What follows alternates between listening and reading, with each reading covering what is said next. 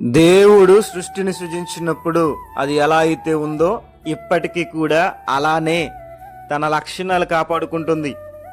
ఎలా అంటే చెట్టు ఆక్సిజన్ ఇచ్చుట దాని గుణము, సూర్యుడు వెలిగిచ్చుట దాని గుణము, ఇలా ప్రతిదీ కూడా వాటి గుణాలను కాపాడుకుంటూ ఉంది.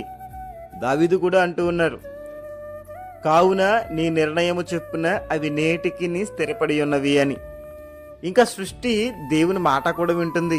చూడండి, ఏలియా ఆకలితో ఉంటే కాకులతో ఆహారం పంపించాడు, నోవహు కాలంలో వర్షాన్ని కురిపించాడు, యోనాని చేప కడుపులో దాచాడు, కోరాహు పాపం భూమిని రెండుగా చీల్చింది కదా.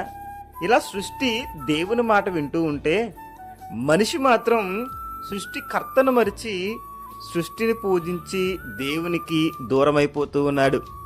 మనం దేవునికి ప్రకృతిలో కాదు, మనలో మనం వెతికితే కనిపిస్తాడు. దేవుని ప్రేమ, కరుణ, జాలి, సంతోషము ఇవి ఆత్మఫలాలు. ఇవి ఎవరిలో అయితే ఉంటావో వారు దేవునిని చూడగలుగుతారు.